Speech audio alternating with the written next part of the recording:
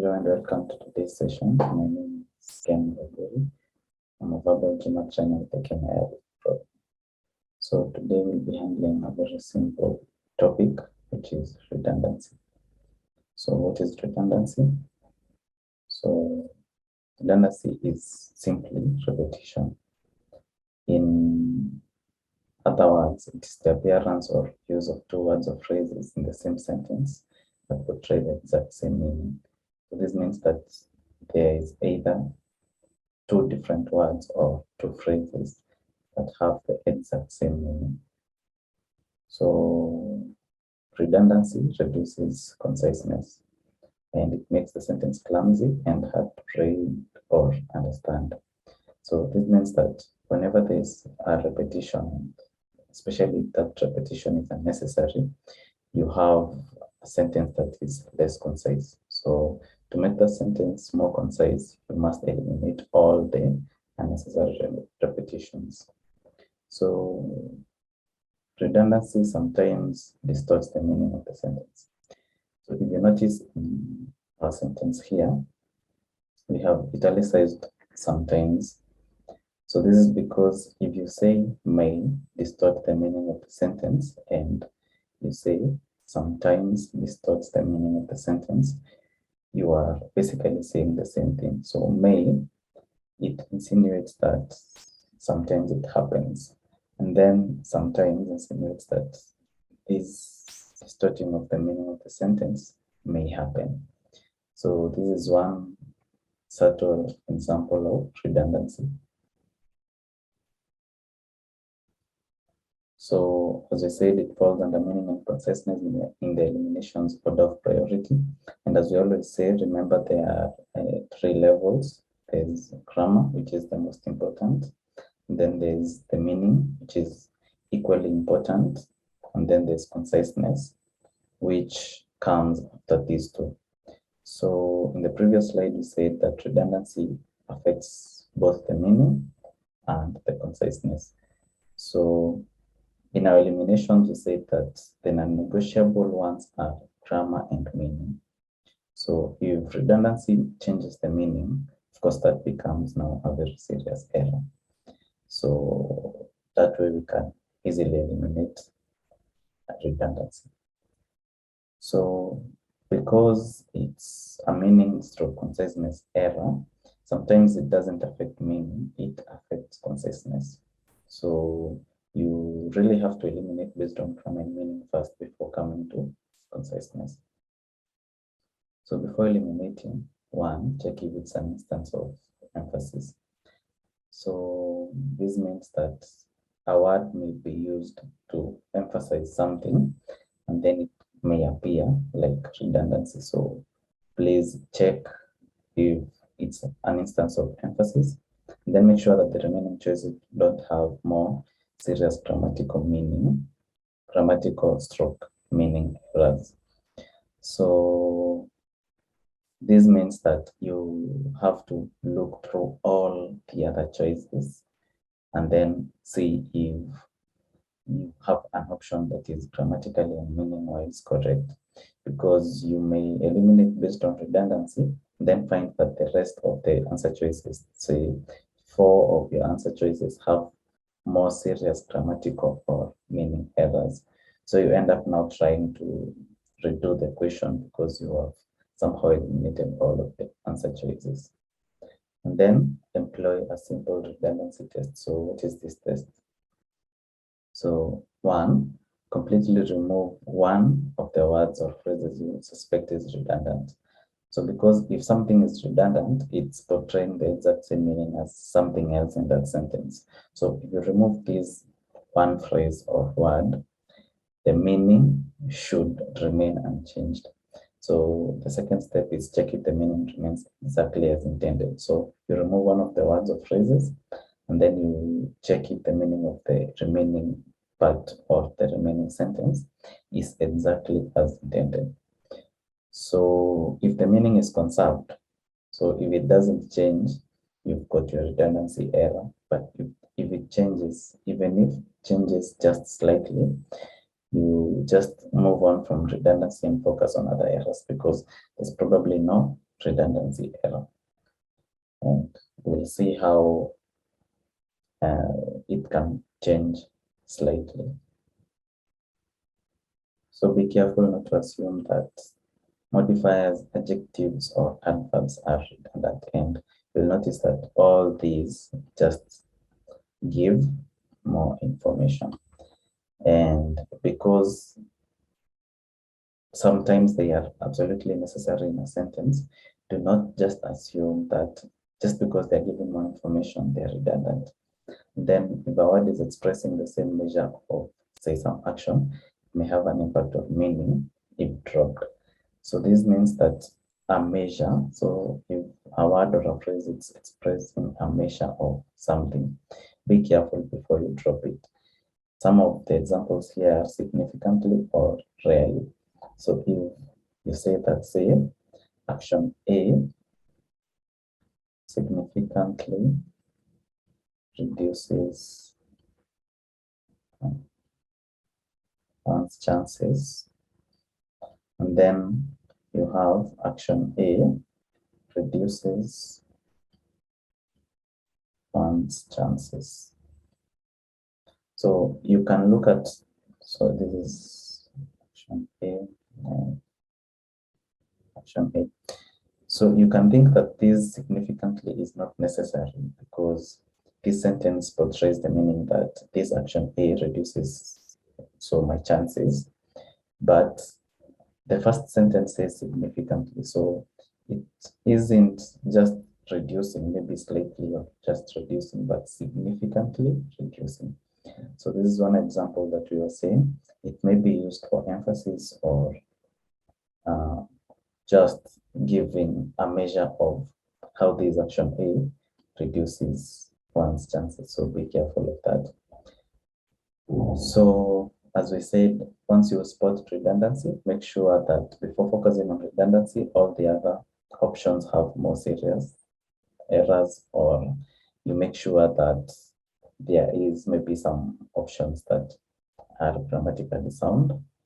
And then number two, check if you remove one of the redundant phrases, the meaning is conserved. So the meaning must be exactly as it was intended. If it changes even slightly, so be very careful when eliminating based on redundancy, because it's all about conciseness and sometimes meaning. For example, here. So sometimes you can eliminate an answer choice based on redundancy, and then you find out that that meaning was actually very important to the meaning of the sentence. So be very careful. Redundancy is one of those errors that we say they are almost of last resort. So you are maybe left with two answer choices, and one is redundant, one is not. So it's very rare that you find redundancy being the main focus of a question. So with that being said, we'll just do some examples. And the first one is quite easy, so just go ahead and pause and then we'll do the... You're watching Success with Bob Mwiti Show, presented to you by Upstake America. Upstake America is a consulting company that helps immigrants find amazing higher education and job opportunities in the tech industry in the United States. You can find our programs by going to www.upstakeamerica.com. Upstake America, we wake you up to the unlimited potential. So question says, if the proposed expenditures for gathering information abroad are reduced even further, international news reports have been and will continue to diminish in number and quality. So this sentence simply means that if these proposed expenditures are reduced, international news reports, which have been previously diminishing, will continue to diminish in number and quality. So if we look at our answer choices, so A have been and will continue to diminish. So at first look, this looks perfectly okay because you're saying they have been happening and they will continue to happen. But if you think about it, if you eliminate this part, all these parts, so you have these international news reports will continue to diminish.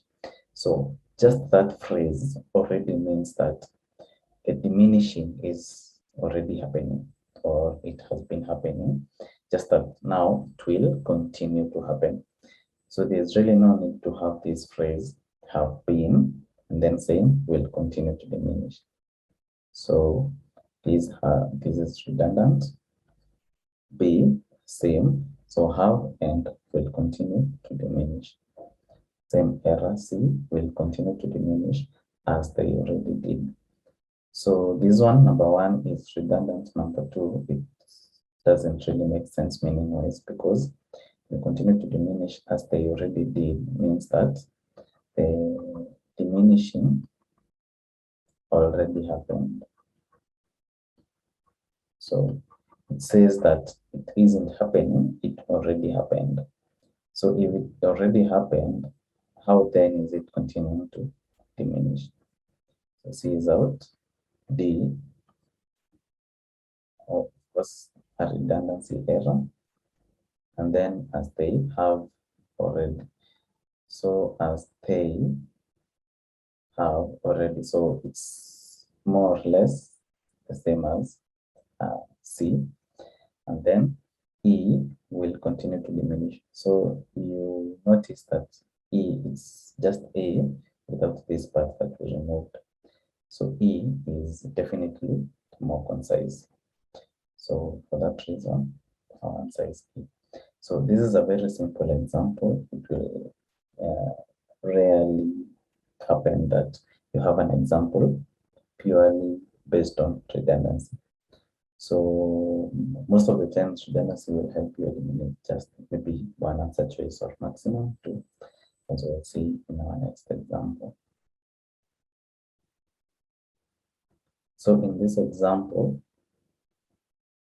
we see that the stars, some of them at tremendous speeds, are in motion, just as the planets are, yet being so far away from the apparent positions of the sky do not change enough for their movement to be observed during a single human lifetime.